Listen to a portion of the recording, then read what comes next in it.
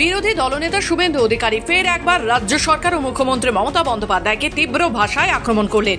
মঙ্গলবার বাগডোগরা বিমানবন্দরে সংবাদ মাধ্যমের মুখোমুখি হয়ে কলকাতা বিশ্ববিদ্যালয়ের সাম্প্রতিক পরীক্ষা প্রসঙ্গ টেনে শুভেন্দু অধিকারী দাবি করেন বিশ্ববিদ্যালয়ের উপাচার্য পরীক্ষা পিছোতে চাননি, কারণ পরীক্ষার দিন পড়েছিল তৃণমূল ছাত্র পরিষদের প্রতিষ্ঠা দিবসে। উপাচার্য মেরুদণ্ড সোজা করে সিদ্ধান্ত নিয়েছেন, আর তৃণমূল ছাত্র পরিষদের যে প্রতিষ্ঠা দিবস সেটাও ছুরি করা। 1954 সালে কংগ্রেস ছাত্র পরিষদ তৈরি হয়েছিল, সেটাকেই তারা নিজের বলে চালাচ্ছে তৃণমূল। তিনি আরো বলেন, তৃণমূল কংগ্রেস বালি পাথর জঙ্গল সবকিছু খেয়ে ফেলেছে, জীব জন্তু পর্যন্ত রক্ষা পায়নি। ওনার মেরুদণ্ড সোজা আছে, আর ওটা তৃণমূল ছাত্র পরিষদের প্রতিষ্ঠা দিবস নয়, ওটাও তৃণমূল চুরি করেছে। তৃণমূল যেমন উত্তরবঙ্গের বালি পাথর জঙ্গলের গাছ এমনকি দুষ্প্রাপ্য বিভিন্ন জীবজন্তুও খেয়ে ফেলেছে, তৃণমূল এটা চুরি করেছে। এটা 1954 সালে বিধানচন্দ্র রায় এবং অতুল্য ঘোষ ছাত্র পরিষদ প্রতিষ্ঠা করেছিলেন। তৃণমূল পাবে না তো। উত্তরবঙ্গকে মমতা ব্যানার্জি ঘৃণা করেন, অপছন্দ করেন, তাই পাবে না উত্তরবঙ্গ।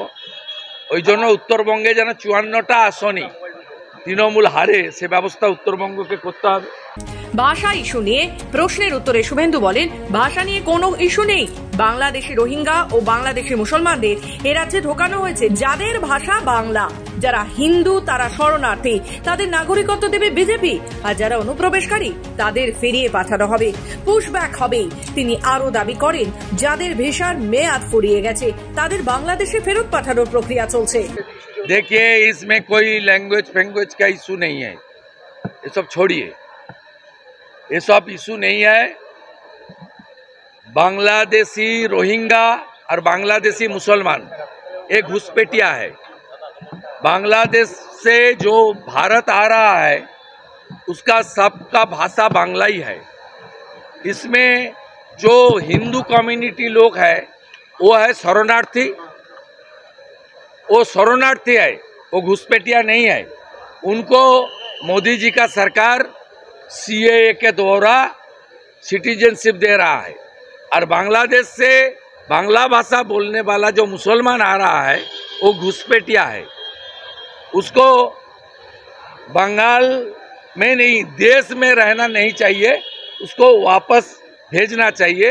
अब तक बीएसएफ ने 3 लाख से ज़्यादा बांग्लादेशी मुसलमान को वापस कर दिया, वो लोग भी ले लिया।